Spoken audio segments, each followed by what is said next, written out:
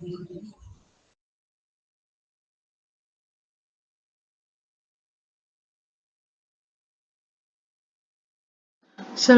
warahmatullahi wabarakatuh. Waalaikumsalam warahmatullahi wabarakatuh. Perkenalkan kami dari kelompok 1 dengan saya Aurelia Rizkiningrum dan teman saya yaitu Dinda Octavia, Dinda Tustika, Farhan dan Verlina Abror. Nah, di sini kami akan menjelaskan mengenai kebijakan dividen. Nah, dari definisi dari dividen sendiri yaitu dividen merupakan bagian dari keuntungan yang diperoleh perusahaan dalam periode tertentu yang dibagikan kepada pemilik saham. Nah, dividen menurut Tatang Ari Gumanti pada tahun 2013 yaitu bagian dari keuntungan yang dibagikan kepada pemegang saham yang dapat berupa dividen tunai atau dividen saham. Next. Nah, jenis-jenis dividen dibagi menjadi 3, yaitu yang pertama dividen cash, dividen saham, dan dividen properti. Next.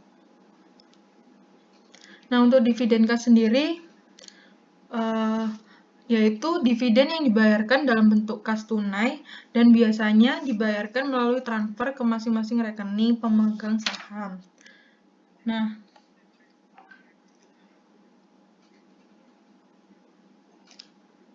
jenis dividen ini yaitu yang paling biasa dilakukan oleh perusahaan untuk membagikan keuntungannya kepada pemegang saham. Nah, besaran dividen kas yang diterima oleh pemegang saham ditentukan oleh jumlah lembar saham yang dimiliki dikalikan dengan dividen per lembar saham. Nah, untuk mencari dividen per lembar saham didapatkan dari jumlah dividen yang akan dibagikan dibagi dengan jumlah lembar saham yang beredar. Next, untuk contoh kasusnya. Contoh kasus dividen cash yaitu sebuah perusahaan memperoleh keuntungan pada periode berjalan sebesar 1 miliar. Dari keuntungan tersebut sebesar 60% atau 600 juta diputuskan untuk dibagikan sebagai dividen. Sedangkan sisanya 40% ditahan di perusahaan untuk memenuhi kebutuhan dana dalam rangka membiayai investasi yang sudah direncanakan. Jumlah saham perusahaan yang beredar saat ini sebanyak 10 juta lembar. Maka besarnya dividen per lembar sahamnya yaitu caranya kan tadi rumusnya jumlah dividen yang dibagikan itu 600 juta dibagi jumlah lembar saham yang beredar itu sebanyak 10 juta lembar. Nah, jadinya harganya itu Rp60 per lembar. Jadi kalau misalnya seseorang pemegang saham ingin memiliki sebanyak 100.000 lembar, maka 100.000 dikali Rp60. Berarti 600.000. Next.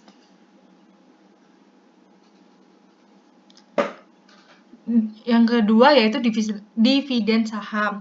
Nah, dividen saham itu yaitu dividen yang dibagikan kepada para pemegang saham bukan berupa kas, melainkan dalam bentuk lembar saham. Nah, dividen saham ini merupakan alternatif dari dividen kas, yaitu jumlah lembar saham yang akan dibagikan menggantikan dividen kas yang ditentukan oleh besarnya dividen yang akan dibagikan dan harga pasar yang berlaku dari saham perusahaan. Nah, untuk menghitung dividen saham per lembar saham, yaitu jumlah lembar dividen saham yang akan dibagikan dibagi jumlah lembar saham yang beredar. Nah, dividen saham memiliki dua dampak, yaitu dividen saham terhadap kepemilikan dan terhadap dilusi saham. Nah, sebenarnya pembagian dividen dalam bentuk saham pada dasarnya tidak berpengaruh terhadap nilai kepemilikan. Karena dividen saham hanya menambah jumlah saham beredar dan menambah jumlah lembar yang dimiliki pemegang saham. Oleh karena itu, nilai kepemilikan masing-masing pemegang saham tidak berubah, karena dividen saham tidak menambah nilai ekuitas pemilik di neraca. Nah, untuk yang dilusi saham dividen saham terhadap dilusi saham. Nah, dilusi saham sendiri itu diartikan sebagai turunnya harga saham sebagai akibat bertambahnya jumlah saham yang beredar, sementara nilai perusahaan secara keseluruhan tidak bertambah. Nah, aslinya sebenarnya dividen saham juga tidak berpengaruh terhadap dilusi saham.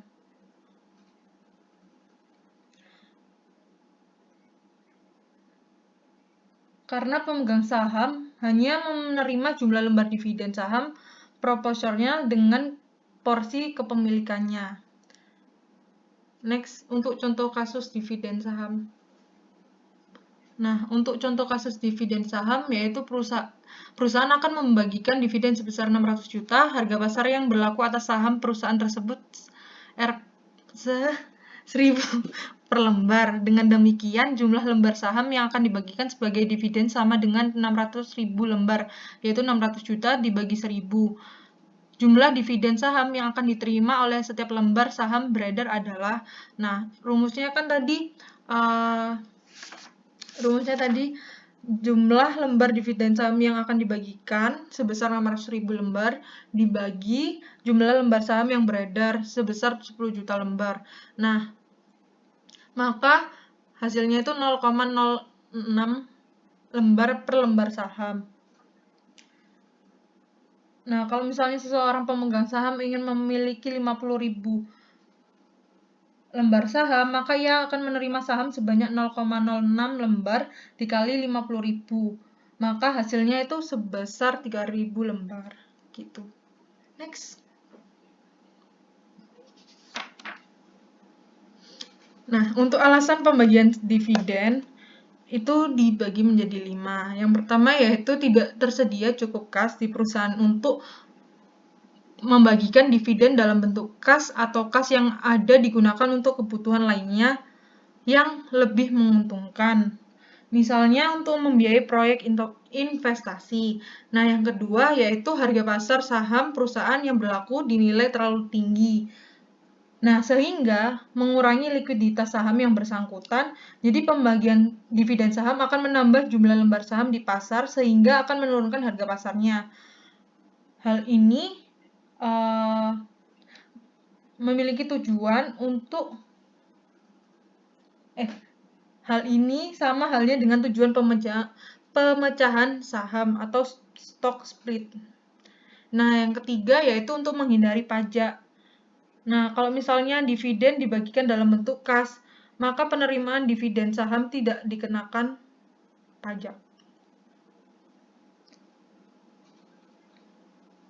Yang keempat yaitu pihak otoritas Bursa Efek mengeluarkan aturan tentang jumlah minimal lembar saham beredar yang seharusnya dipenuhi oleh perusahaan go public. Nah,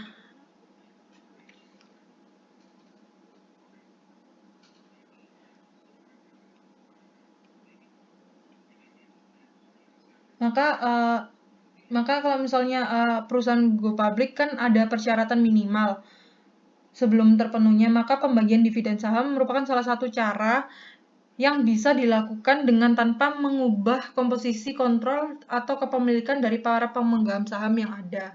Nah, yang kelima itu membiayai proyek investasi yang menguntungkan.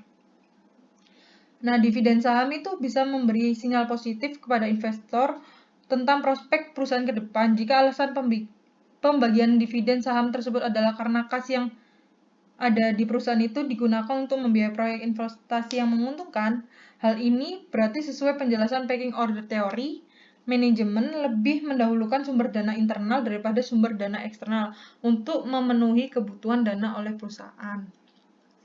Next.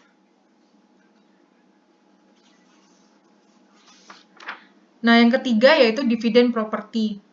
Nah, dividen properti yaitu dividen yang dibagikan dalam bentuk properti atau aset non-kas. Nah, jenis dividen ini memang tidak lazim tetapi jika diperlukan, perusahaan bisa melakukan pembagian dividen dalam bentuk aset non-kas seperti dividen kas. Perusahaan hendak membagikan dividen, tetapi jadi dividen properti ini itu dibagikan, tetapi apabila dana atau kas yang digunakan untuk tujuan lain atau tidak tersedia cukup kas di perusahaan tersebut. Jadi, perusahaan mungkin juga tidak ingin membagikan dividen dalam bentuk saham untuk menghindari terjadinya dilusi pada saham perusahaan. Nah, jumlah atau nilai aset yang akan dibagikan sebagai dividen ditentukan dengan cara yang sama seperti dividen saham, yaitu dividen dalam bentuk nilai aset sama dengan jumlah dividen yang akan dibagikan dibagi harga pasar per unit aset yang akan dibagikan. Next.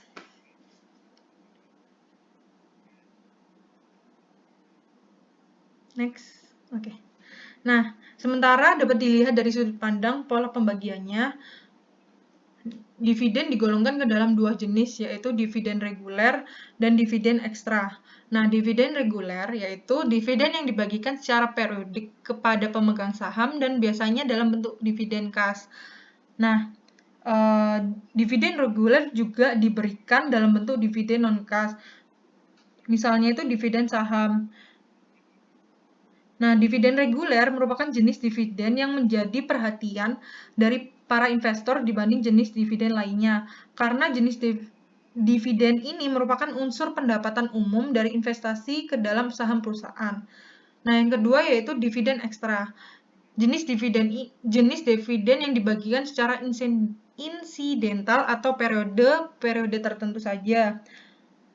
Dan memiliki peran sebagai dividen tambahan terhadap dividen reguler. Nah, dividen ekstra ini biasanya dibagikan jika bagian yang keuntungan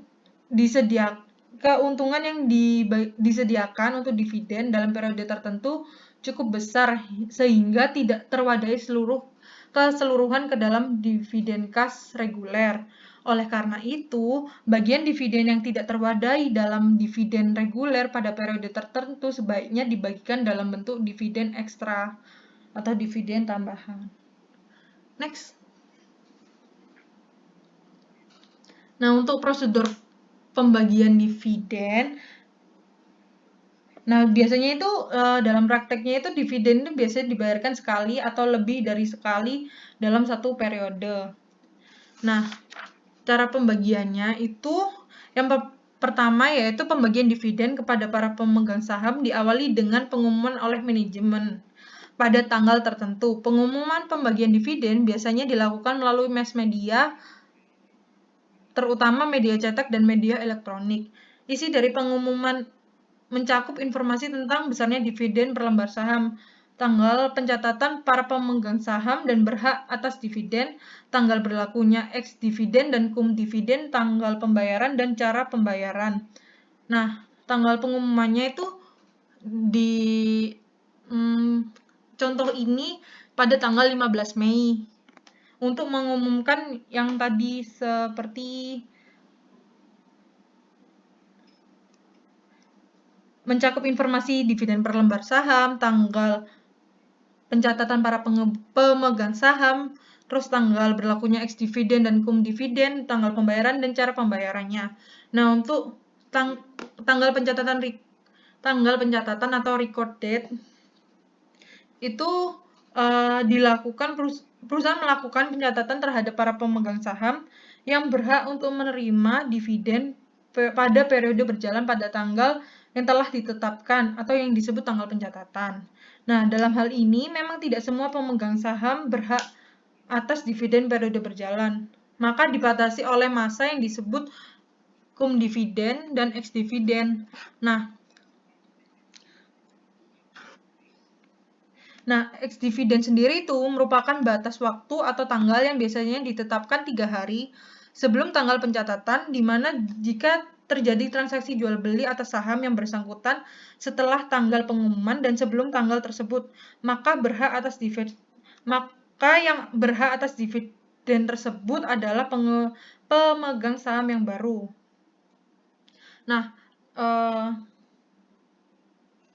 misalkan di situ pada tanggal 28 itu tanggal ex dividennya. Nah, maka dalam hal ini sebagai calon penerima dividen, harga yang harus dibayarkan itu merupakan termasuk nilai dividen yang akan diterima dan harga saham yang baru bentar.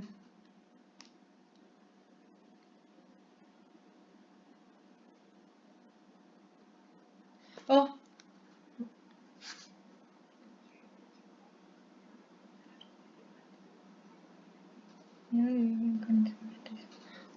Oke, hukum dividen itu yaitu nilai dividen yang akan diterima.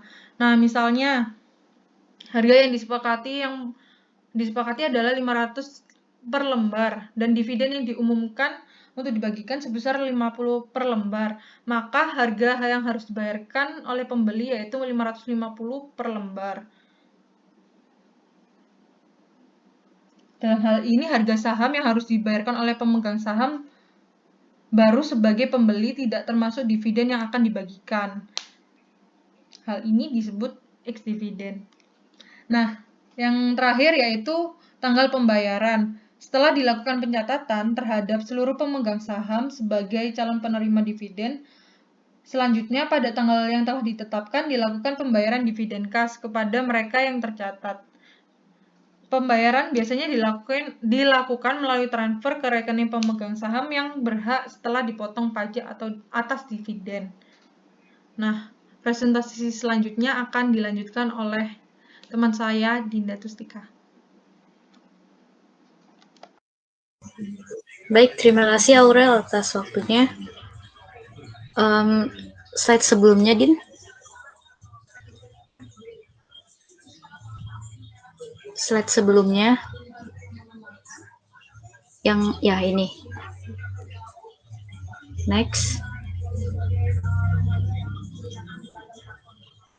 Oke, baik.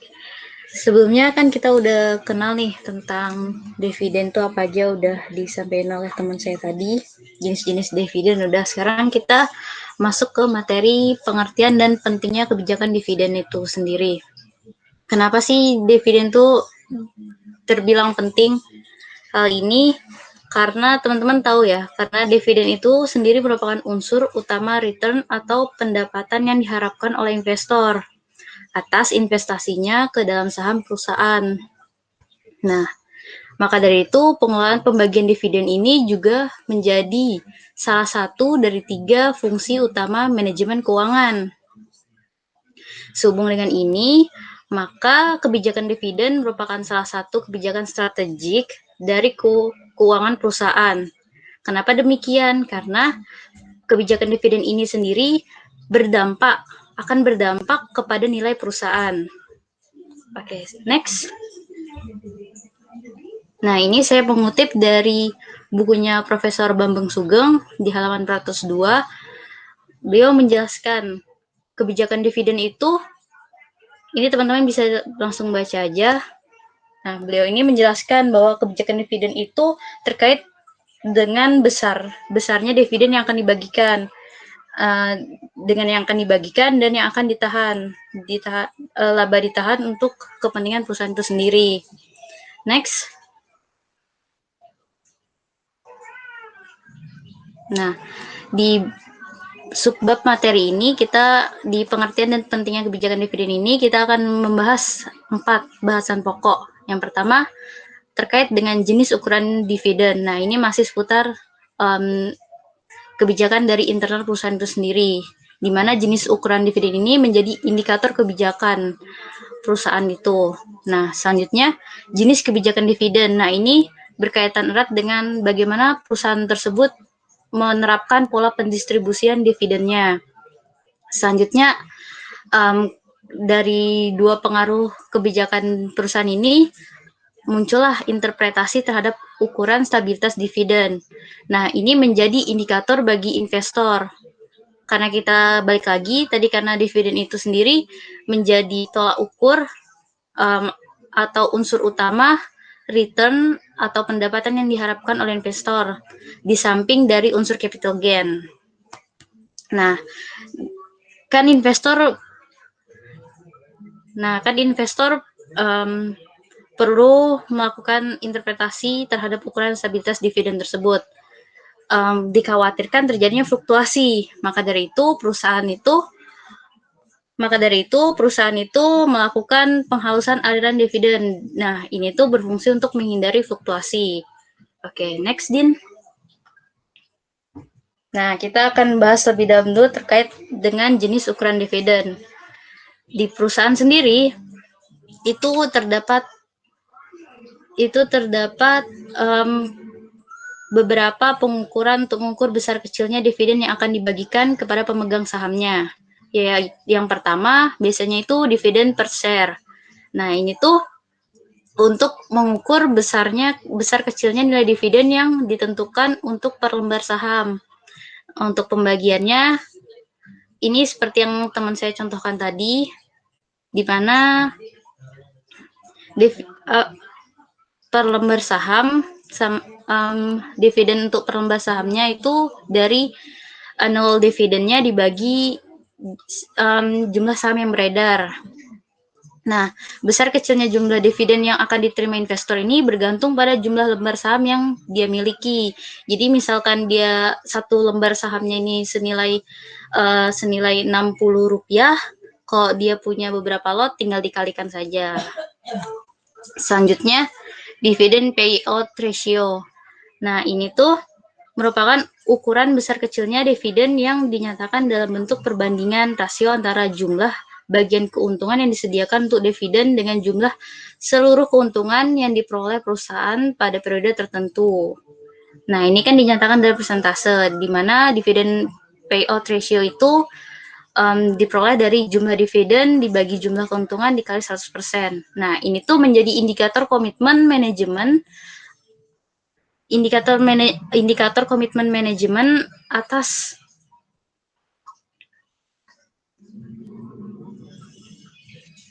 indikator tentang komitmen manajemen atas penetapan berapa bagian keuntungan yang akan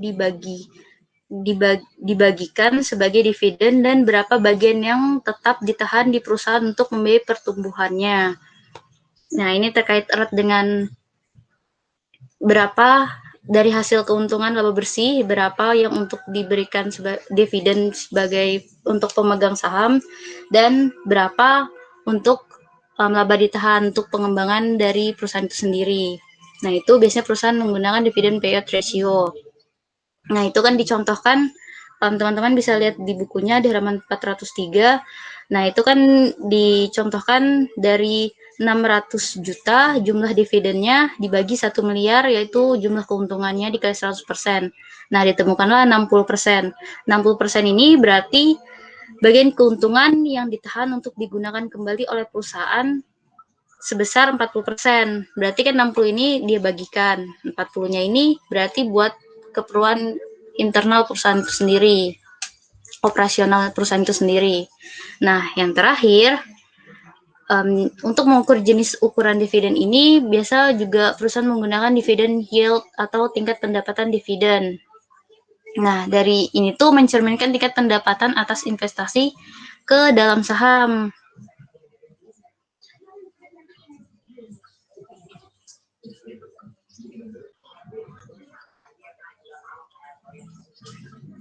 Jadi, kalau teman-teman lihat 5% ini, berarti investasi ke dalam perusahaan senilai 1.000 US dollar akan memperoleh pendapatan dividen sebesar 50 per periodenya, 50 dolar per periodenya gitu. Next. Nah, setelah kita mengetahui jenis ukuran bagaimana perusahaan mengukur jumlah dividennya, kita lanjut ke jenis-jenis kebijakan dividen. Nah, pastinya dalam mengukur beberapa rasio tadi, perusahaan adanya kebijakan untuk mengatur itu. Yang pertama, itu kebijakan inisiasi dividen. Nah, ini tuh terkait dengan pembayaran dividen pertama kali. Nah, biasanya kalau pertama IPO atau initial public offering itu kan di Indonesia biasanya baginya duluan di tahun pertamanya itu kan. Nah, di sini tuh perusahaan dalam menentukan berapa dividen yang pertama kali dia bagikan itu dia mengukurnya ini karena perusahaan tuh harus memikirkan dia tuh harus mempertahankan dividen atau meningkatkan, jangan sampai menurunkan dividen yang dia berikan dari awal ya starting point-nya.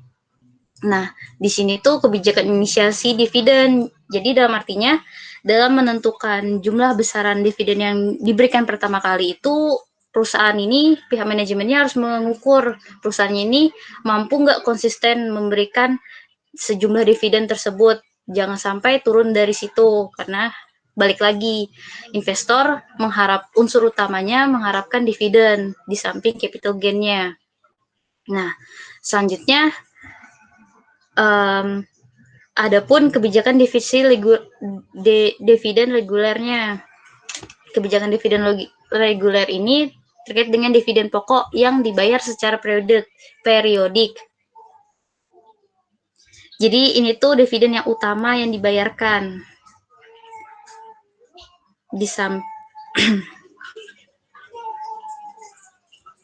Ada 2 jenis dividen reguler ini. Yang pertama itu terkait dengan kebijakan dividen stabil, di mana kebijakan dividen stabil ini mengukur perusahaan dalam mempertahankan nilai dividen yang dibayarkan. Nah,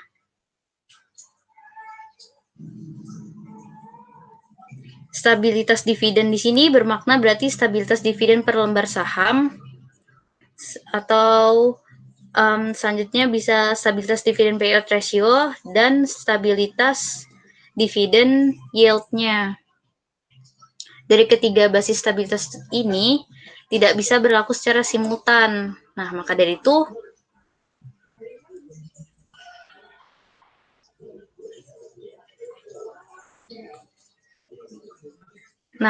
itu biasanya dari investor sendiri itu menginterpretasikan terhadap ukuran stabilitas dividen atas kebijakannya tadi melalui pemaknaan atas stabilitasnya.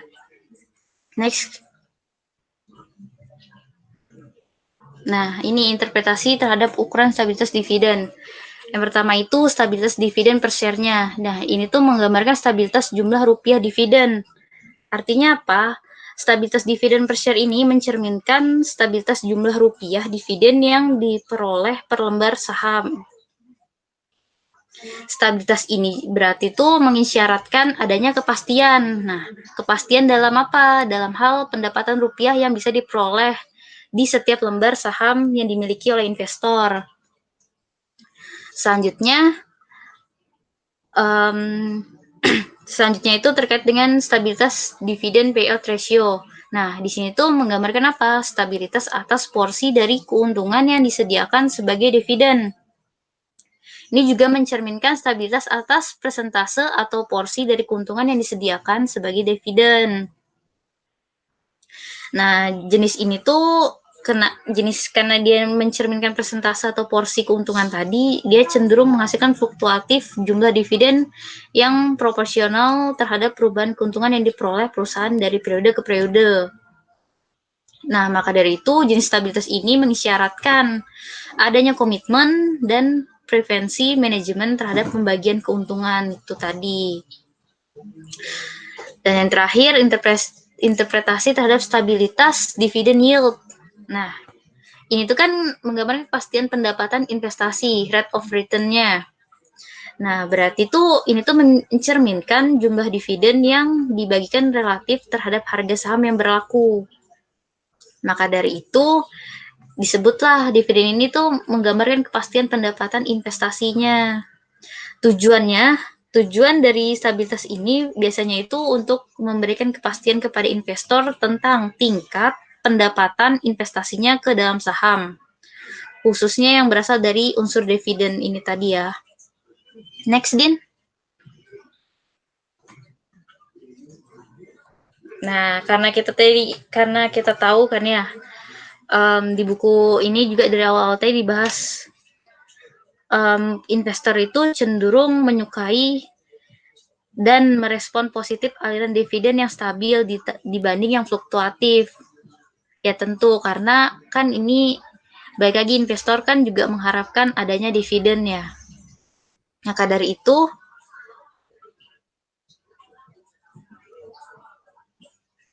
itu, terkadang perusahaan itu harus melakukan upaya memperhalus aliran dividen untuk menghindari fluktuasi aliran dividen akibat perubahan laba bersih perusahaan.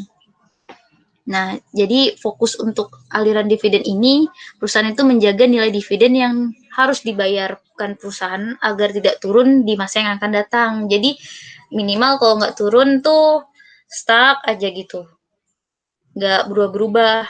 Kalau berubah tuh harus diusahakan naik, jangan sampai turun. Maka dari itulah adanya penghalusan aliran dividen ini. Next, Din.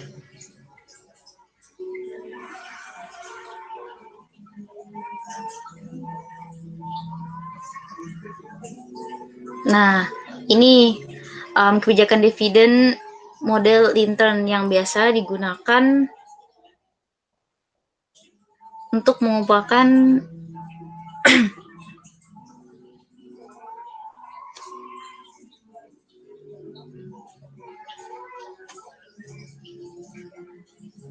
Nah, ini biasa kebijakan dividen model intern yang biasa digunakan untuk memperhalus aliran dividen. Nah, itu dilihat ya, di dividen payout ratio-nya itu kan 70-70% semua kan. Nah, jadi jumlah lembar saham yang beredarnya tuh tetap. Nah, teman-teman bisa lihat di sini terjadi apa?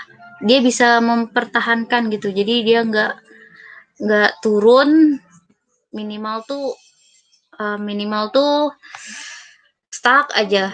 Kalaupun ada kenaikan, ya kenaikannya nggak signifikan karena perusahaan tuh mencoba menjaga agar stabil tadi pembagian dividennya. Nah, ini tuh dikemukakan oleh John Littner tahun 1956.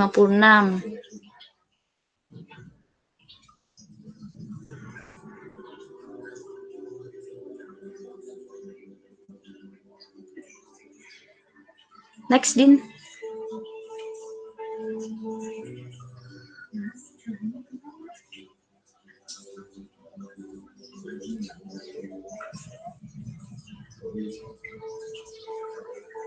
Oke, nih. Yang terakhir, terkait kebijakan dividen residual. Nah, residual kan berarti sisa ya. Berarti ini tuh tergantung dividen yang dibagikan itu tergantung sisa dana yang tersedia setelah memenuhi kebutuhan perusahaan.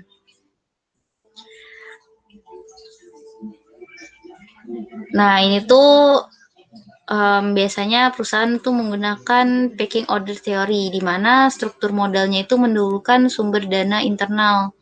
Jadi dia tuh harus kalau ada sisanya gitu ya, dia tuh penuhi dulu untuk kebutuhan internal perusahaannya, baru kalau udah terpenuhi, kalau masih ada sisanya, baru dibagikan lagi jadi dividennya gitu untuk para pemegang sahamnya.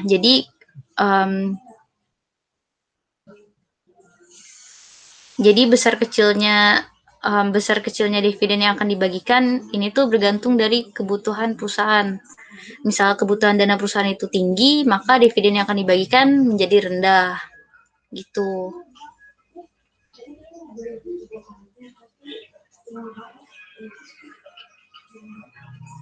Next, Din.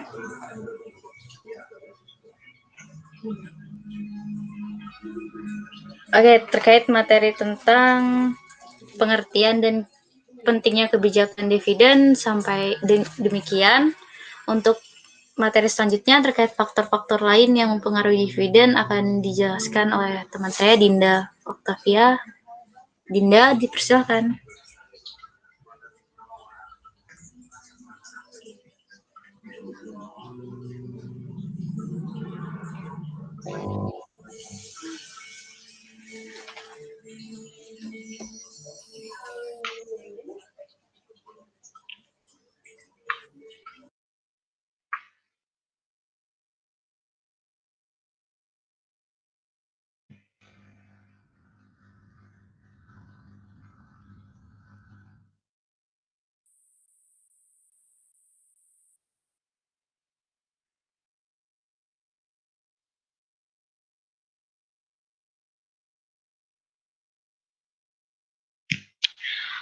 Oke, faktor-faktor lain yang mempengaruhi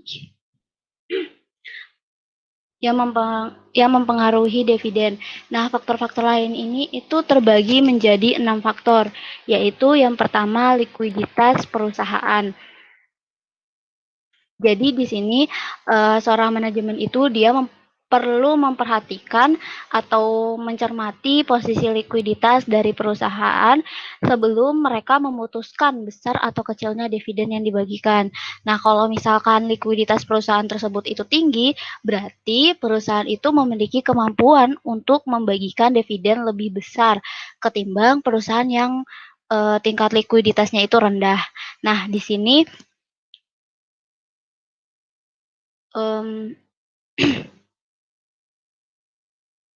Nah, di sini kalau untuk pembayaran dividen sendiri itu biasanya dalam bentuk kas, sehingga hal itu tuh dia mengurangi tingkat likuiditas. Lalu perlu juga diperhatikan terkait likuiditas setelah pembayaran dividen, karena dia berpengaruh juga pada operasional perusahaan. Kalau misalkan tingkat likuiditasnya itu rendah, berarti memungkinkan operasional perusahaan itu tidak berjalan seperti sehari-hari, sehingga kebijakan dividen itu menjadi kontraproduktif. Nah, kalau misalkan operasional perusahaan itu terganggu, berarti profitabilitas perusahaan juga terganggu ke depannya. Nah, di sini ada contoh ilustrasi. PTXX itu memutuskan dividen payout ratio sebesar 40%, di mana keuntungan perusahaan itu sebesar Rp100 dan dividen yang dibagikan itu sebesar 40. Nah, di sini ada contoh neraca sebelum dan sesudah dibagikan. Nah, di sini pengukuran tingkat likuiditas itu pada soal ini menggunakan current ratio, di mana pembagian aktiva lancar dibagi dengan utang. Kalau di sini pada neraca sebelum dividen dibagi itu aktiva lancar 50 dibagi dengan utangnya 40, sehingga ditemukan 1,25. Jadi current ratio yang ditunjukkan dari perhitungan tersebut itu menunjukkan kalau tingkat likuiditasnya itu lemah. Nah, terus kita lihat di setelah dividen itu aktiva lancarnya ini harusnya aktiva lancarnya itu 10 karena dia sudah dikurangkan dengan dividen yang dibagikan. Lalu dividen yang dibagikan itu dia juga mengurangi saldo laba, sehingga total pasifanya itu menjadi 110 dan total aktivanya juga 110. Jadi aktiva lancarnya itu 10 dibagi dengan utang 40 ditemukan 0,25. Jadi current rasionya itu turun dari 1,25 menjadi 0,25. Jadi dia turun sekitar 1,0, sehingga kondisi likuiditasnya itu pada perusahaan itu tuh sangat rentan. Seperti yang tadi saya sudah jelaskan, kalau misalkan likuiditasnya lemah, berarti kemungkinan dia tidak mampu untuk membiayai operasional. Nah, kalau misalkan operasionalnya terganggu, berarti profitabilitasnya juga terganggu. Untuk alternatifnya sendiri itu bisa dipikirkan dividennya itu dalam bentuk non-kas seperti dividen saham, terus bisa juga alternatif lain berupa pembayaran dividen dari sumber eksternal, misalnya utang. Jadi likuiditas perusahaan itu bisa dipertahankan.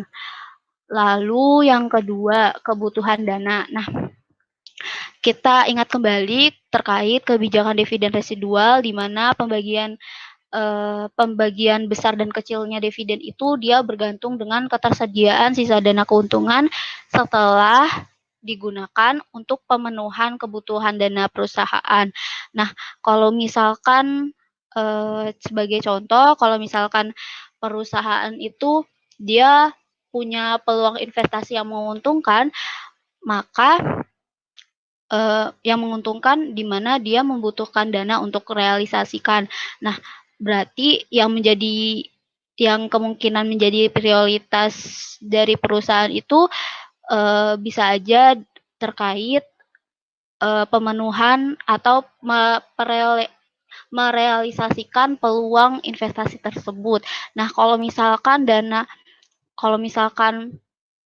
untuk merealisasikan itu, otomatis kebutuhan dana itu dipergunakan dari dana keuntungan yang biasanya itu digunakan untuk pembagian dividen. Nah, kalau misalkan kebutuhan dananya diprioritaskan untuk peluang investasi, berarti itu berdampak ke besar kecilnya dana dividen yang akan dibagikan.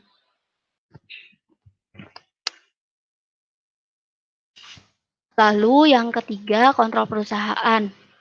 Nah, di sini alternatif atau keputusan yang diambil perusahaan terhadap kebutuhan dana akan berkaitan dengan kontrol perusahaan dan berimplikasi terhadap besar dan kecilnya dividen yang dibagikan. Nah, biasanya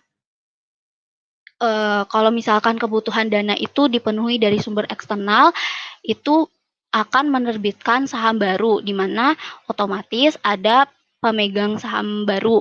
Nah, kalau misalkan ada pemegang saham baru, otomatis posisi kontrolnya itu akan terbagikan. Yang awalnya itu pemilik dan yang awalnya pemegang kontrol perusahaan itu tuh para pemilik dan juga para pemegang saham yang lama itu nantinya karena menggunakan sumber dana eksternal, berarti mereka harus membagikan kontrol tersebut ke pemegang saham yang baru juga. Nah, kadang cara ini itu kurang disukai oleh para pemegang saham atau pemilik saham, sehingga alternatifnya itu kadang menggunakan dana keuntungan perusahaan atau dana internal. Nah, dana pembiayaan itu biasanya dibagi menjadi dua jenis. Sorry aku lupa. Jadi pembiayaan itu ada internal dan juga eksternal seperti yang sebelumnya aku jelasin. Nah, kalau misalkan pembiayaan secara internal itu dia menggunakan keuntungan perusahaan. Nah, kalau misalkan mereka menggunakan keuntungan perusahaan, berarti akan berkaitan dengan besar kecilnya dividen yang dibagikan. Karena kita balik lagi ke kebijakan residual, di mana kalau misalkan pembagian dividen itu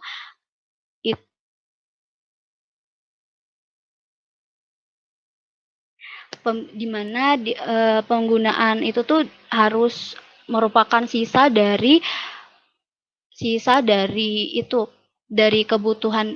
pemotongan kebutuhan dana perusahaan. Lalu yang keempat, biaya modal atas sumber dana eksternal. Jika menggunakan dana internal, maka akan dibatasi keperluan pembagian dividen. Nah, biaya modal atas pemanfaat sumber dana internal dan eksternal itu menentukan pilihan dari alternatif pendanaan. Kalau misalkan sumber dana eksternalnya itu lebih besar dibanding dengan dana internal, berarti penggunaan dana internal itu lebih menguntungkan. Sebaliknya, kalau misalkan biaya modal itu lebih kecil, itu akan memotivasi perusahaan untuk memaksimalkan penggunaan dana internal untuk pemenuhan kebutuhan dana perusahaan. Nah, prioritas penggunaan dana internal itu biasanya untuk kebutuhan pendanaan, kebutuhan dana perusahaan, sehingga hal tersebut akan membatasi keperluan pembagian dividen. Lalu faktor yang kelima, yakni target struktur modal, di mana merupakan rasio struktur modal yang menjadi acuan perusahaan atau sebagai rasio struktur modal memaksimalkan perusahaan. Nah, contohnya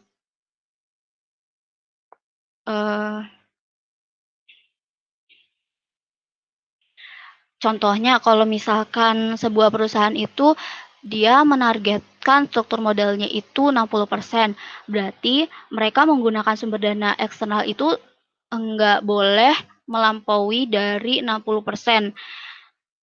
Ini contoh kasusnya, PTXS menetapkan target rasio utang sebesar 50%, maka posisi neracanya seperti ini. Nah, berapa bagian keuntungan maksimal yang bisa dibagikan untuk dividen? Nah, misal jumlah dividen yang bisa dibagikan itu X, berarti di sini 80 itu dari utang, dari yang utang ini, lalu dibagi 200, 200 ini total aktiva dikurang X sama dengan 50%, lalu 80 dibagi 200 kurang X sama dengan 50 dibagi 100, ini dipecah yang dari persenan itu, lalu 80 kali 100 hasilnya 8.000, 50 kali 200 sama dengan 10.000 dikurang 50X, hasilnya 40. Jadi maksimal dividen yang digunakan itu yang bisa dibagi itu sebesar Rp40. Nah, rasio utang setelah pembagian dividen itu akan mencapai struktur modal yang ditetapkan yaitu 50% atau 80 dibagi 200 kurang 40% sama dengan 0,5. Nah, jadi kesimpulan dari soal ini itu kalau perusahaan itu mereka harus memaksimalkan pembayaran dividennya itu tidak boleh melampaui atau lebih dari 40 atau tidak boleh bukan nggak boleh sih, kayak kalau misalkan di bawah 40 itu bisa disebut di bawah target. Iya, di bawah target. Kalau misalkan 40 berarti dia melampaui target. Lalu yang keenam itu perjanjian kredit. Pemenuhan kebutuhan dana dari sumber utang itu biasanya disertai perjanjian kredit antara perusahaan dengan pihak kreditor. Jadi dari isi perjanjian kredit itu biasanya mereka membahas juga terkait pembatasan pada pembagian dividen. Jadi kenapa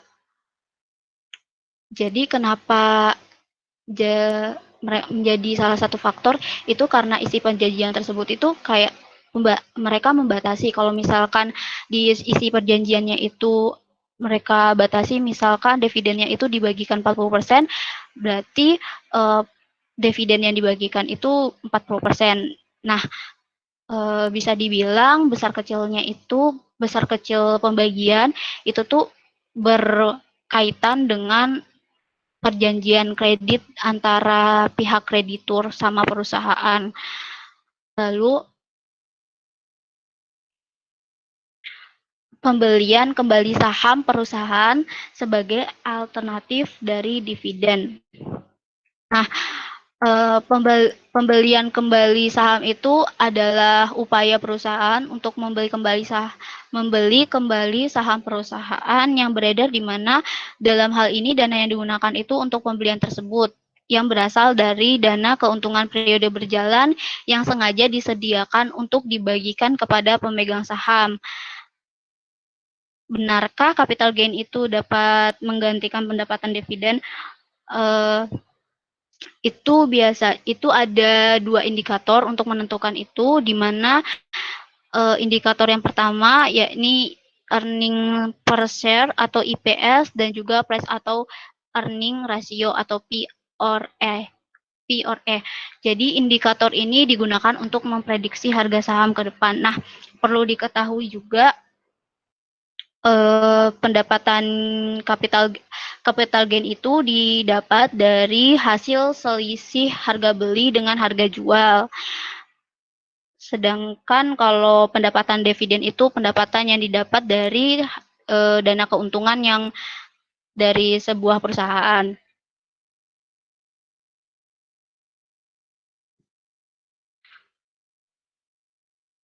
Lalu alasan pembelian kembali sebagai alternatif pembagian dividen itu ada 4 alasan, yaitu menjaga stabilitas aliran dividen kas per lembar saham. Nah, langkah yang ditempuh oleh manajemen itu untuk menghindari dividen kas per lembar saham yang berlebih dalam periode tersebut, itu bisa dengan pembelian kembali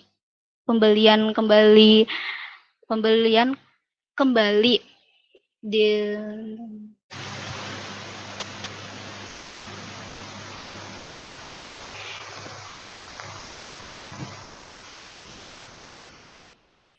Nah, perusahaan melakukan program ini tuh biar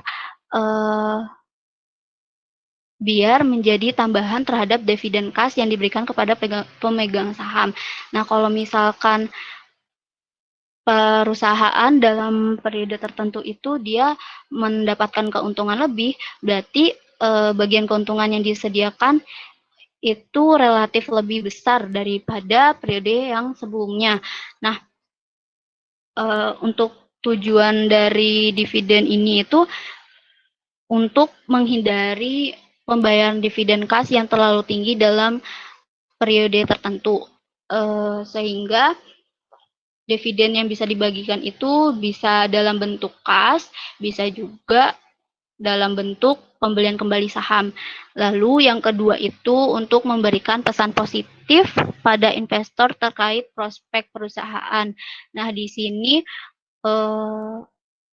manajemen itu punya anggapan kalau misalkan saham perusahaan, kalau misalkan perusahaan itu sahamnya sedang dalam posisi dinilainya itu terlalu rendah oleh pasar dibanding nilai wajarnya. Nah, kalau misalkan seperti itu tuh tujuannya. Nah, kalau misalkan posisinya seperti itu, manajemen melakukan pembelian kembali itu untuk memanfaatkan posisi harga saham yang masih rendah itu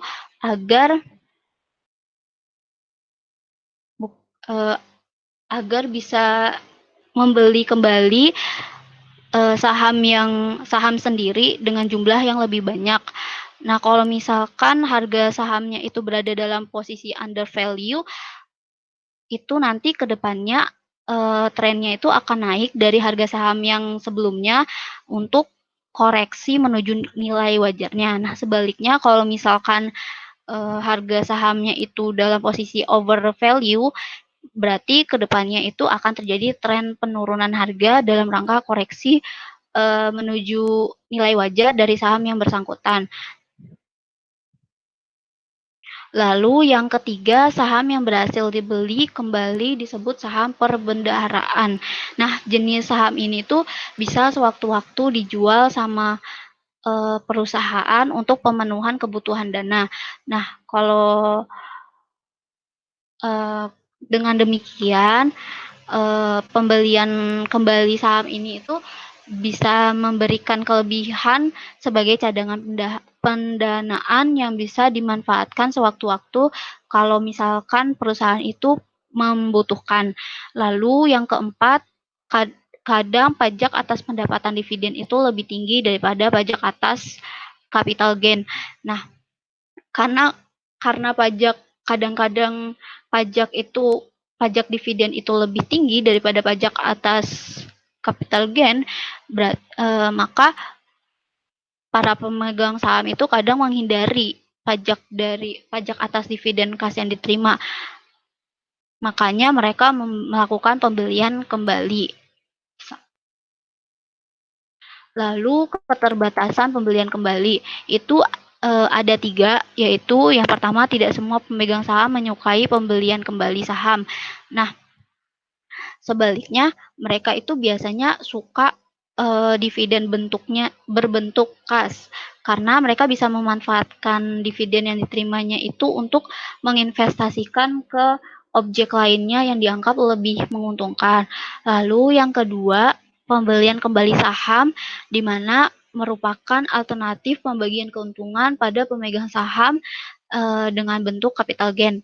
Nah, dengan demikian capital gain ini dia bersifat tidak pasti dia bersifat tidak pasti karena realisasinya itu bergantung sama kenaikan harga yang diharapkan ke depannya. Sedangkan kalau misalkan dividen berbentuk kas itu sifatnya pasti karena saat diumumkan oleh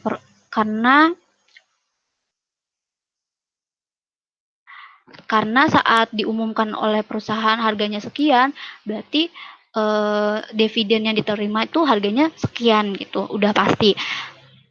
Jadi capital gain itu memiliki resiko ketidakpastian yang lebih tinggi kalau misalkan dibandingkan dengan dividen kas.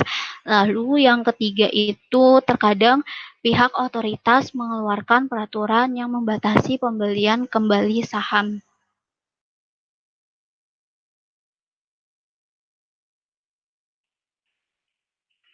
Untuk selanjutnya akan dijelaskan oleh teman saya yaitu Farhan. Oke, terima kasih Dinda Okta. Untuk selanjutnya mengenai teori dividen. Teori dividen sendiri merupakan salah satu teori fundamental dalam manajemen keuangan yang menjelaskan tentang hubungan kausal antara kebijakan dividen dengan nilai perusahaan atau tentang pengaruh kebijakan dividen terhadap nilai perusahaan. Dalam hal ini, nilai perusahaan yang dimaksud adalah sebagaimana yang dicerminkan oleh harga saham perusahaan. Oke, next. Nah, teori dividen ini bermula dari dua proposisi yang saling bertolak belakang. Yang pertama adalah proposisi irrelevansi dividen atau the irrelevance of dividend proposition yang dikemukakan oleh Merton Miller dan Franco Modigliani pada tahun 1961. Yang kedua ada proposisi irrelevansi dividen yang dikemukakan oleh Benjamin Graham dan David Dodd 1951 serta Myron Gordon 1959. Next. Untuk proposisi relevansi dividen, yang pertama kali diungkapkan oleh Merton Miller dan Franco Modigliani, yang di dalam paper yang berjudul Dividend Policy, Growth, and Devaluation of Shares. Nah, dalam paper tersebut terdapat pernyataan yang kontroversial yang dikenal dengan MNM, Dividend Irrelevance Proposition, yang menyatakan ada satu symmetric information, yang kedua zero transaction and floating cost, yang ketiga ada zero tax. Yang ini yang systematic information ini next dulu. Nah, asumsi symmetric information di dalamnya menyangkut terkait manajemen dan investor memiliki informasi dan persepsi yang sama. Jadi, dalam asumsi symmetric information ini dikatakan bahwa manajemen dan investor ini memiliki informasi dan persepsi yang sama terkait dengan perusahaan tersebut. Kemudian, dalam kondisi symmetric information, tidak ada upaya atau mekanisme khusus, semisal dividen yang diperlukan oleh kedua belah pihak dalam rangka menyeimbangkan informasi tentang perusahaan dan menyamakan persepsi di antara mereka. Dinda Okta?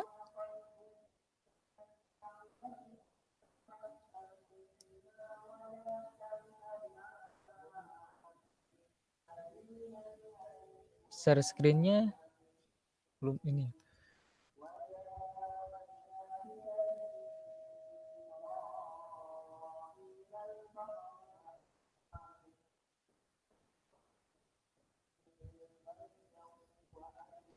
Next. Nah, asumsi zero transaction atau zero transaction and quotation cost. Nah, ini tidak adanya biaya transaksi dan tidak adanya biaya emisi.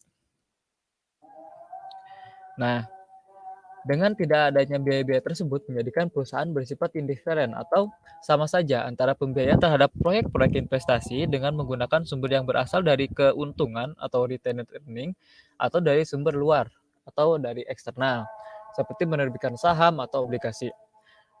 Nah, dalam kondisi demikian, bagi perusahaan adalah sama saja antara membagikan atau tidak seluruh keuntungan yang diperolehnya kepada pemegang saham dalam bentuk dividen.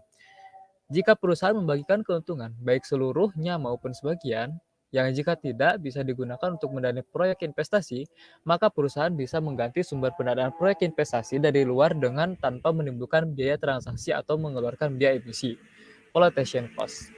Nah, kemudian asumsi zero tax. Zero tax atau tidak ada pajak. Nah, jadi bagi investor ini akan sama saja ketika menerima keuntungan dari dividen atau capital gain. Maka bagi investor akan sama saja, indifferent antara menerima bagian keuntungan dalam bentuk dividen maupun dalam bentuk capital gain. Capital gain diperoleh dari kenaikan harga saham perusahaan yang terjadi sebagai akibat realisasi peluang pertumbuhan atau peluang investasi yang dimiliki perusahaan. Dalam hal ini, realisasi peluang pertumbuhan atau peluang investasi tersebut dibiayai menggunakan dana keuntungan, yang jika tidak, keuntungan tersebut akan dibagikan menjadi dividen. Next. Kemudian yang kedua ini proposisi relevansi dividen. Proporsi relevansi dividen, ada typo, mohon maaf, umumnya dianggap tidak realistis.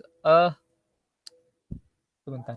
Oh ya, proporsi relevansi dividen umumnya dianggap tidak realistis. Nah, yang proporsi tadi sebelumnya dianggap tidak realistis dan hanya berperan sebagai starting point dalam penjelasan teoretik tentang kebijakan dividen.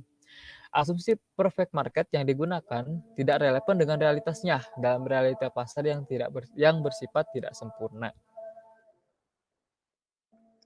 Di dalam proposisi relevansi dividen ini, pada realita pasarnya, informasi yang relevan dengan perusahaan adalah tidak tersebar merata atau asimetris di antara manajemen dan investor sebagai pelaku pasar, dan diperlukan biaya untuk memperoleh informasi tersebut. Nah, dalam kondisi demikian, diperlukan suatu sarana atau mekanisme yang bisa digunakan untuk menyebarkan informasi tentang perusahaan kepada investor. Demikian juga, investor tidak lagi indiferen antara menerima dividen atau capital gain, karena dalam realita dividen dikenai tarif pajak yang berbeda dengan yang dikenakan terhadap capital gain. Di samping itu, dari aspek risiko keduanya berbeda. Risiko dari pendapatan dalam bentuk dividen dianggap lebih kecil dibanding risiko yang didapatkan dari capital gain. Dengan kondisi realita yang menunjukkan ketidaksempurnaan pasar tersebut, maka kebijakan dividen dianggap berpengaruh atau relevan terhadap harga saham atau nilai perusahaan. Teori-teori kebijakan dividen selanjutnya berkembang di bawah proporsi relevansi dividen. Nah, beberapa teori tersebut ada bird in the hand teori, yang kedua ada tax differential teori, yang ketiga ada signaling teori, dan yang keempat ada agency teori. Next. Yang untuk teori pertama ini, bird in the hand teori, dikemukakan oleh Myron Gordon 1999 melalui artikel dengan judul Dividend, Earning, and Stock Price. Model ini dikenal dengan bird in the hand teori. Teori ini membandingkan pendapatan dividen dengan pendapatan dalam bentuk capital gain dari aspek risikonya. Nah, dividen ini diibaratkan sebagai burung yang sudah ada di tangan. Bersifat pasti gitu loh. Karena sebelumnya kan kita ketahui bahwa dividen itu diumumkan akan dibagikan tanggal sekian dan dengan nominal yang sekian. Maka dividen ini diibaratkan dalam teori ini sebagai sesuatu yang sudah pasti, yang sudah ada di tangan. Berbeda dengan capital gain. Capital gain ini kan keuntungan yang didapat dari kita ketika menjual saham tersebut ketika harganya sudah naik. Maka capital gain ini harus menunggu harga tersebut naik di masa mendatang. Maka dengan demikian, capital gain ini dianggap memiliki risiko yang lebih tinggi. Karena kondisi di masa depan yang kita tidak tahu akan naik atau akan turun.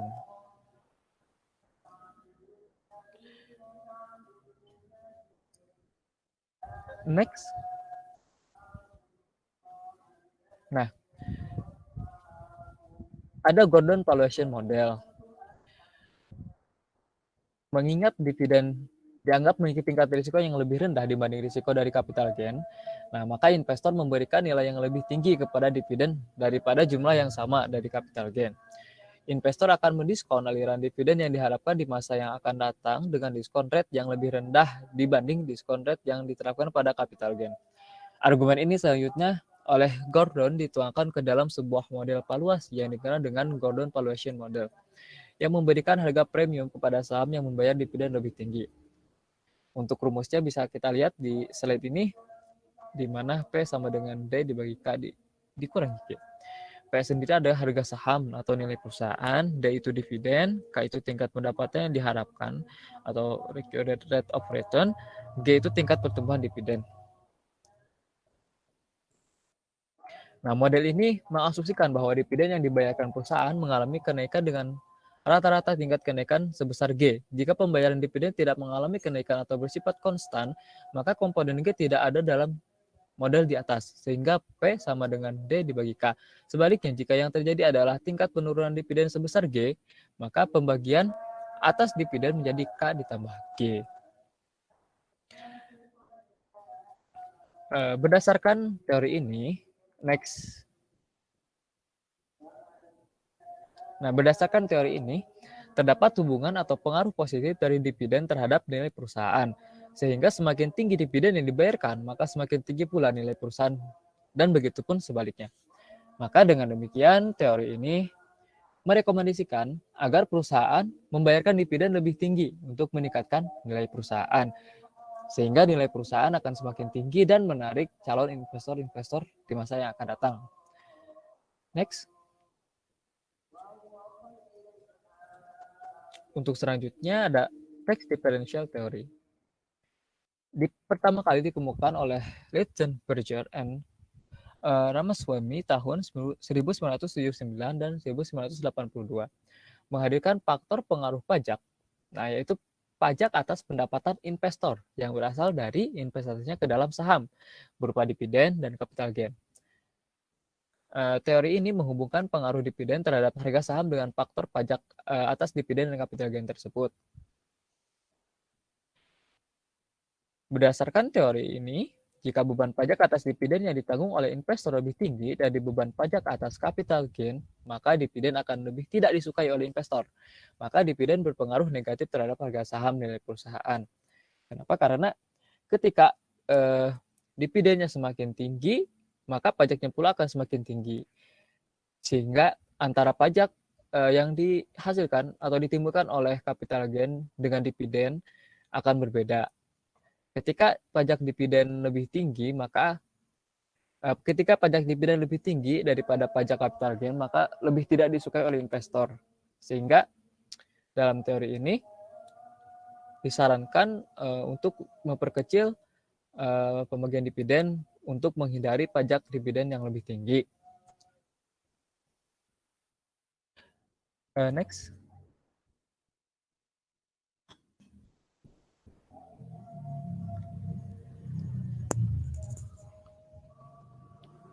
Next, Dit.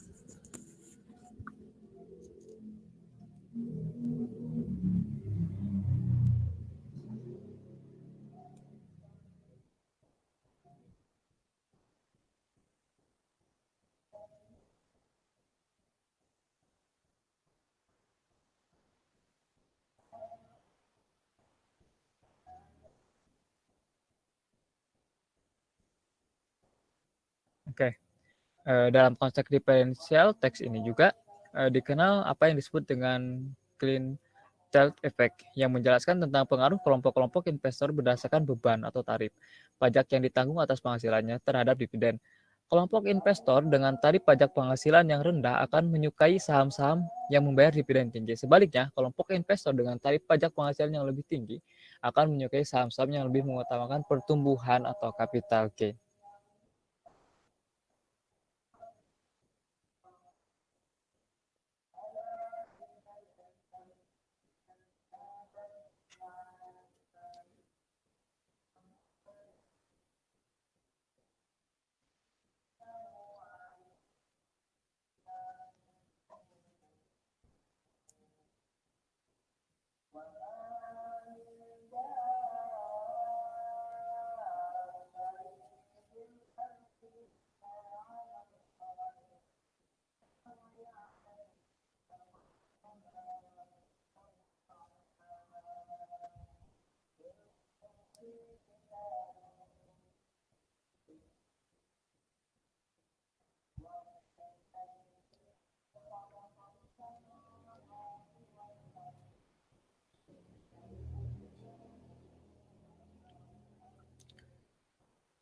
Untuk selanjutnya, signaling teori.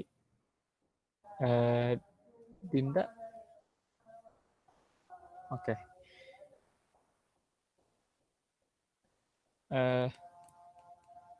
Signaling teori ini dikembangkan oleh Miller and Modigliani tahun 1961 dan Bhattacharya 1979, John and Williams 1985, Miller and Rock 1985. Argumen dari teori ini menyatakan bahwa manajer sebagai orang dalam perusahaan atau insider menggunakan kebijakan yang diambilnya, termasuk kebijakan dividen sebagai sarana untuk memberikan sinyal kepada para investor atau pasar tentang private information yang ia miliki. Dividen digunakan sebagai alat untuk memberikan sinyal terkait prospek kinerja perusahaan. Kenaikan dividen dianggap mengindikasikan tentang prospek positif dari kinerja perusahaan ke depan, dan begitu pula sebaliknya. Nah, insider ini lumayan terkenal juga dalam praktek di bursa saham, di mana seorang insider ini mempunyai akses untuk informasi-informasi sensitif mengenai perusahaan. Dalam teori ini, signaling teori ini, dikatakan bahwa insider ini membagikan atau membagikan informasi sensitif terhadap dividennya atau terhadap kebijakan perusahaannya dalam bentuk pembagian dividen kepada para trader atau pasar untuk melihat prospek dari perusahaan tersebut ke depannya apakah akan meningkat atau menurun terkait dengan pembagian dalam jumlah dividennya. Next, untuk agensi teori.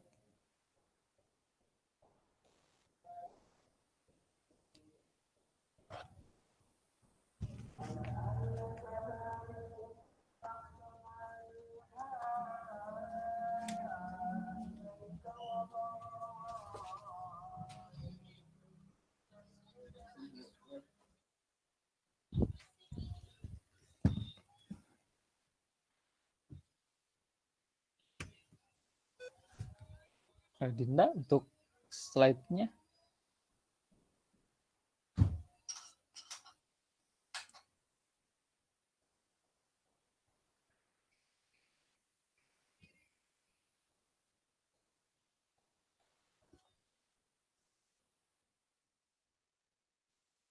Agensi teori.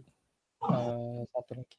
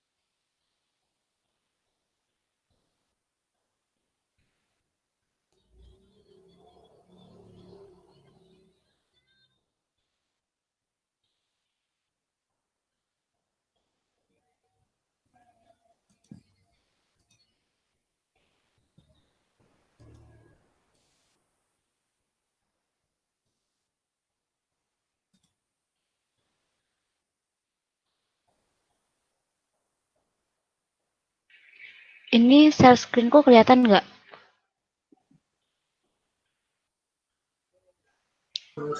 Masih loading ya? Di aku nggak sih? Kelihatan nggak? Ini kelihatan nggak? Belum. Kelihatan.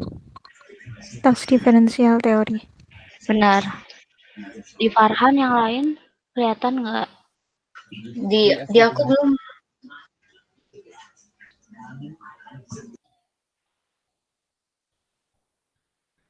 Apa coba Tiska aja yang itu share screen? Aku aja deh. Oke, boleh. Kalian. Oke. Oh ya udah.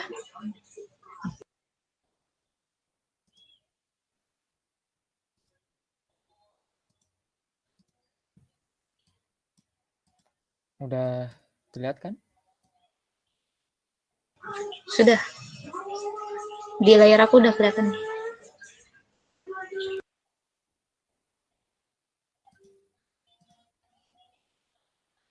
Bentar. Udah ya.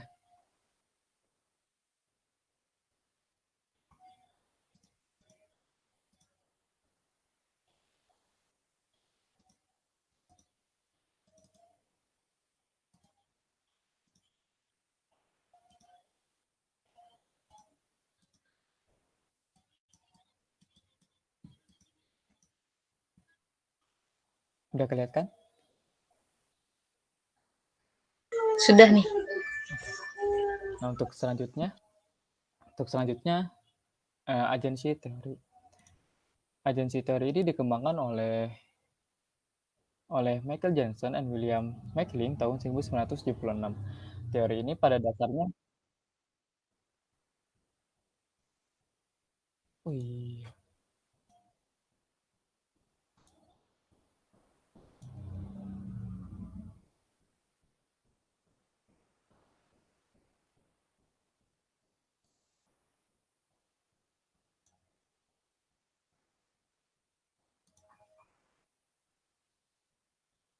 udah ada ya.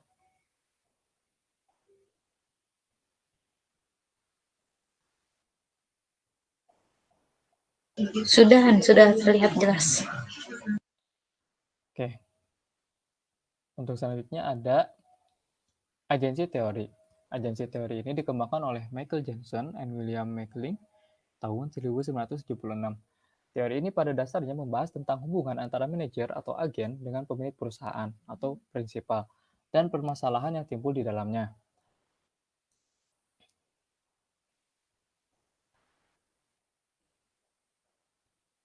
Permasalahan atau hubungan antara kedua belah pihak berangkat dari konflik kepentingan di antara kedua belah pihak tersebut. Konflik kepentingan tersebut timbul sebagai akibat pemisahan antara manajer sebagai agen yang dipercaya untuk mengelola perusahaan dengan pihak pemilik perusahaan. Ketika perusahaan sepenuhnya atau 100% dimiliki oleh manajer sendiri, maka tidak ada permasalahan keagenan, karena agen dan prinsipal adalah orang yang sama. Nah, adanya pemisahan tersebut menjadikan pihak pemilik tidak bisa mengamati dan mengawasi setiap tindakan yang dilakukan oleh manajemen. Manajemen bisa melakukan tindakan-tindakan yang cenderung menguntungkan kepentingannya sendiri, tetapi merugikan kepentingan pemilik perusahaan. Nah, inilah yang disebut konflik kepentingan di antara keduanya, di antara si agen atau manajemen dan pemilik perusahaan atau prinsipal. Kepentingan utama pemilik adalah profitabilitas perusahaan dalam rangka penciptaan dan peningkatan nilai perusahaan atau kekayaan mereka di perusahaan.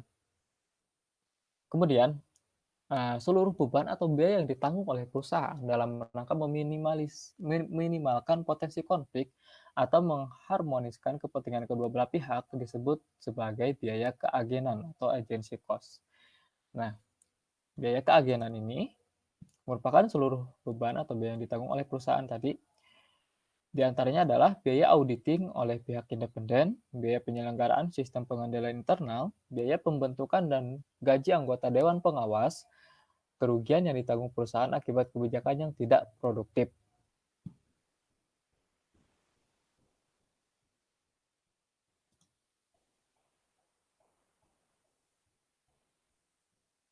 Nah, dalam konteks teori keagenan ini, dividen juga dianggap bisa berperan sebagai sarana monitoring di dalam rangka menyelaraskan kepentingan manajer dan pemilik perusahaan, sehingga bisa menekan pengeluaran biaya keagenan. Kemudian, Spreeman and Gentleman tahun 2001 menyimpulkan tentang kontribusi dari dividen dalam menekan biaya keagenan. Yang pertama, memberikan tekanan terhadap manajemen untuk senantiasa menghasilkan cash flow supaya bisa membayar dividen. Mengingat manajemen berupaya menghindari adanya penurunan dividen atau dividen cut, maka manajemen harus mampu mengelola perusahaan untuk menghasilkan earning yang memadai agar mampu membayar dividen kepada para pemegang saham atau investor. Yang kedua, memberikan tekanan kepada manajemen untuk mengupayakan dana eksternal guna membiayai proyek investasi yang direncanakan. Investor menyukai hal ini. Kenapa? Karena kinerja manajemen semakin intensif di bawah pengawasan para penyedia dana eksternal seperti kreditor. Yang ketiga, mengurangi jumlah free cash flow atau dana menganggur di perusahaan. Jika terdapat dana menganggur yang berlebihan, maka akan menggoda manajer untuk memanfaatkannya pada hal-hal yang tidak produktif, yang merugikan profitabilitas perusahaan. Jika free cash flow tersebut dibagikan sebagai dividen, maka akan memperkecil peluang atau kecenderungan perilaku manajemen tersebut.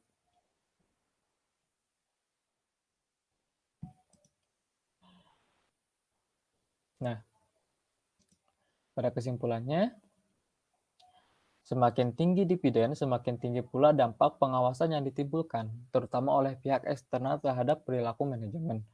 Meningkatnya pengawasan, maka akan meningkatkan efektivitas kinerja manajemen sesuai kepentingan pemilik perusahaan atau prinsipal, sehingga akan menekan biaya keagenan atau agency cost, serta akan meningkatkan profitabilitas perusahaan.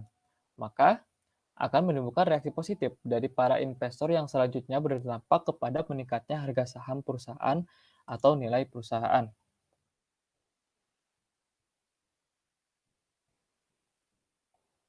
Begitupun sebaliknya, penurunan dividen akan menurunkan nilai perusahaan.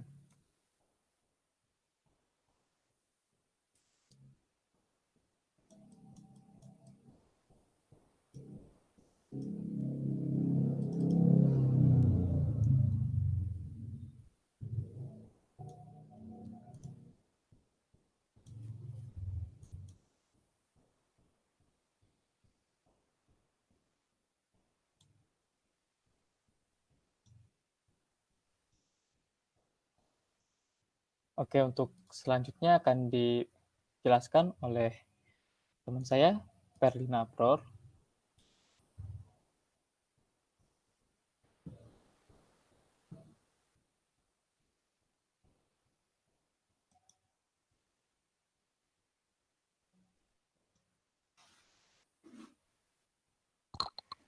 Ya, untuk materi terakhir akan saya sampaikan. Kita akan membahas kebijakan dividen dan kebijakan pendanaan. Sebagaimana yang kita tahu, laba atau keuntungan yang didapat perusahaan dari operasionalnya merupakan salah satu sumber pendanaan entitas dan dikategorikan sebagai sumber dana internal dari kelompok ekuitas. Laba juga merupakan sumber dividen. Kebijakan dividen merupakan bagian dari kebijakan pendapatan. Kebijakan pendanaan. Terdapat dua penjelasan terkait hal ini. Yang pertama yaitu berdasarkan pecking order theory. Pecking order theory merupakan salah satu teori struktur pendanaan yang mengatakan bahwa kebutuhan dana yang dipenuhi dari sumber internal berupa laba akan memiliki dampak paling tinggi dalam kenaikan nilai perusahaan. Dari argumen tersebut, perusahaan akan lebih mengedepankan laba untuk memenuhi kebutuhan dananya. Kedua, berdasarkan kebijakan dividen residual. Kebijakan ini mengatakan bahwa pembagian dividen bergantung pada ada tidaknya dana laba setelah digunakan untuk memenuhi kebutuhan dana perusahaan. Jika kebutuhan dana yang dimaksud adalah untuk membiayai proyek investasi, maka tingkat pendapatan yang diharapkan dari proyek tersebut harus lebih besar dari biaya modal atas dana yang berasal dari laba ditahan. Jika yang terjadi adalah sebaliknya, maka pemenuhan kebutuhan dana dari laba akan merugikan dan menurunkan nilai perusahaan. Namun, kebijakan dividen dikatakan tidak terikat dengan kebijakan pendanaan apabila perusahaan menerapkan model kebijakan dividen stabil. Perusahaan menempatkan prioritasnya dalam upaya mempertahankan kepastian terhadap pembayaran dividennya tidak terkecuali kebutuhan dana perusahaan. Dalam kebijakan ini, pembagian dividen tidak bergantung pada kebutuhan dana perusahaan, sehingga kebijakan dividen tidak menjadi bagian dari kebijakan pendanaan. Sekian presentasi dari kelompok kami. Kurang lebihnya mohon maaf. Apabila ada pertanyaan mungkin bisa dipelajari lagi di buku. Terima kasih. Wassalamualaikum warahmatullahi wabarakatuh.